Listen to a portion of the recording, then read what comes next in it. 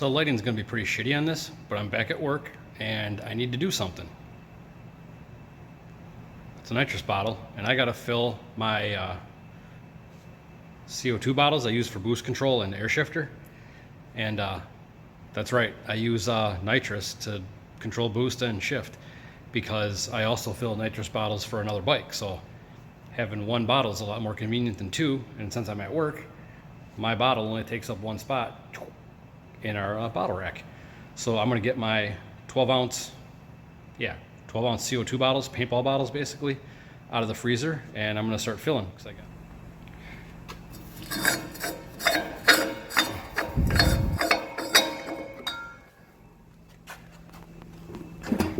And here we have my fill kit. Here's my scale, my fittings, there's my fill valves, and there's my bottle valve, and still got my spacer or my washer in there. So we'll clean that out and get around here like this. I'm gonna tighten that down and I'm gonna hang my scale. So there we have our our eBay $30 nitrous fill setup, and I got a couple adapter fittings that I've made work with this thing, so I can fill from this adapter here. I can fill paintball style bottles, which I'm going to do right now, or if I take this adapter off, I can just fill straight number 4 fittings like a regular motorcycle nitrous bottle. And then up here we got our hanging scale. So I'll do is get all the fittings, everything on the bottle, I'll hang everything, I'll zero the scale, and then I'll show you kind of what I do up here to fill them. But right now the bottles are in our shop freezer, just over there. So this is going to go quick now because I want to do it while the bottle's cold, because that'll siphon in this nitrous, which is actually fairly warm in our shop right now. It's probably 80 degrees in here. So these should transfer pretty quick. So stay tuned, it's going to go quick now. Fresh out the freezer.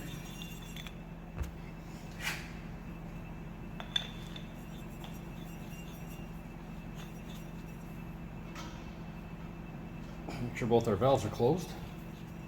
Now I'm going to open the CO2 bottle.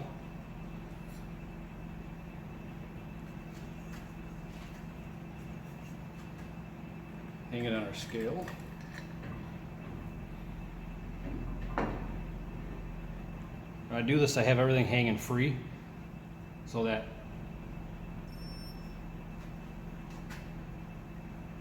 we got ounces. We're going to dump the bottle. That's what was left in the bottle. We're going to open our mother bottle. And then we got our exhaust is closed. Now this valve is now our fill, so we're going to watch our scale to go to, I don't even know what these are now. 12 ounce. For some reason I had 16 in my head.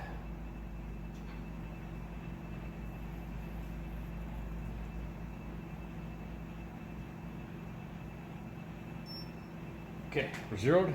Now we're going to fill. 8, 9, 10, 11, right there. 13.6, she's full. So now what I got to do now is I have to close. I have to close the CO2 bottle, which is backing this all the way off.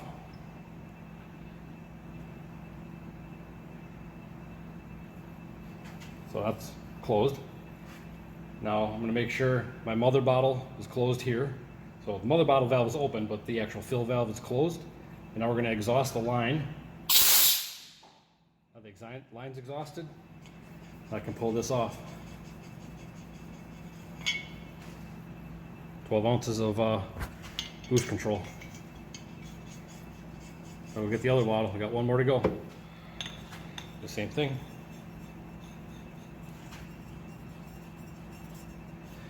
Make sure both valves are closed. Open the bottle. Hang it. Make sure we're zeroed. Now we're going to exhaust the bottle quick. Bottle's empty. Close that. Mother bottle's still open. Now we're going to fill to 12 ounces.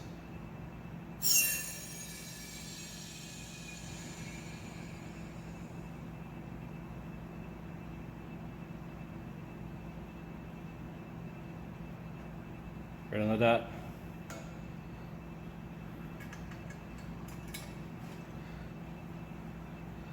Close our CO2 bottle. I know it's got nitrous in it. I keep saying CO2 because it's a CO2 bottle for a paintball deal. Make sure our mother bottle fill is closed. Dump the line. Close both. Close mother bottle. Take a little guy off. We're done. 2 fills in 5 minutes. Or less. Probably less if you're not filming stuff. So I'm back from filling those 2 bottles at my work. So those 2 paintball CO2 bottles are full of nitrous. And this is the setup I take to the track. I have 4 of these bottles total. One is actually still in the trailer in a rack. And then this one was in its holder in the trailer. Those 2 just filled. So like I said, 4 total. And these 4 bottles will last me basically the entire season. And what I do is, instead of dragging an air compressor around to the track or some electric tool air compressor deal, I basically have high pressure bottles, and then I use one of the Carolina cycle regulators and a paintball top. So I have tank pressure on that gauge there, and then this is my regulated pressure out. So this tank is actually regulated at 150 psi out. And these coil hoses they're called paintball remotes. So what people that paintball use these for is they'll have a bigger tank than this, something maybe like the size of an actual nitrous bottle tank. They'll have it on their back, and then they use these remote hoses, and they quick couple to the gun. So as you can see, I have an air chuck on here, but try to do this one-handed. Come on. There. You can see it's like a mini, air compressor fitting and a quick couple. So what they would do is this fitting down here would be in their gun. Then they just couple up to the gun, and they got a remote, so the gun doesn't have a big bottle or anything hanging off of it. So that's what this setup is for, and they're dirt cheap. But what I use it for is, now I gotta put this back together with one hand. Bear with me. Got it. So that's back together. So what I use this for, an actual air chuck, come over here on the bike. So I'll go make a pass, whatever. I'll come back to the pits. That bottle's ready to go in the trailer. All I can do is come up here, fill my swing arm. This gauge goes to 150 psi. I got it marked. And then one of these hoses is air shift cylinder, or to the shift solenoid. And then this one here runs up to the regulator at the boost controller. So I use, this is like the definition of everything everybody tells you can't do. Kind of like everything about how I've built my bike and how I run it. Everything people say you can't do. I'm using nitrous in a CO2 bottle, regulated in a paintball assembly, to one swing arm tank that runs boost control and air shifter. This does work. So, like I said, don't listen to all the jive of people telling you what you kind of can't do from people that haven't done it. Some people have not done it with success. Maybe they just weren't doing something right. I've been doing this setup here. I've been doing for, I don't know, 8, 9, 10 years, something. The boost control, nitrous boost control air shifter combo off one tank, I've been doing for the last 3 seasons since I've had this arm on the bike now. Well, this is the 3rd season, I should say. No issues. No issues missing shifts. No issues with the boost control. No issues with leaks. It's minimum connections. So, yeah, I just thought I'd give you guys a quick little video on using nitrous for boost control and shifting and not having to drag an air compressor to the track. I got 4 bottles, and I actually keep an extra paintball bottle top in the trailer because there is O-rings and stuff in there that could potentially fail at some point. But I keep a spare. Haven't had to use it yet, but there's my portable high pressure setup. And I'll show you one other thing quick. So you might have noticed when I was at work filling the bottles, my like I said, this is like a $30 eBay nitrous fill station. No pump. This is basically, you know, feed off of temperature. You know, chill the receiving bottle, heat the mother bottle. But this setup, I was obviously using this fitting here off of the mother bottle, the nitrous bottle, these are just number 4 fittings. It's all stainless stuff, number 4. So I can feed off a nitrous bottle on this side, or if I switch it around, this fitting on this side, I can actually connect up onto our argon tanks from work.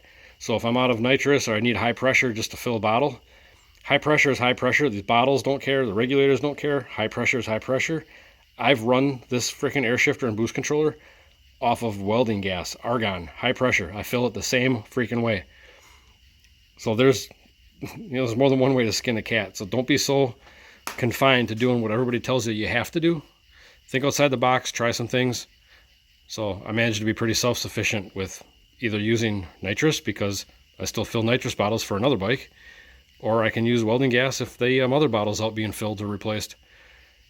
So quick video, just thought I'd show you guys what I do for boost control and air. So I'm out in my trailer with the lantern lights on because it's 9 o'clock at night. But these are the aerosol racks I made at work.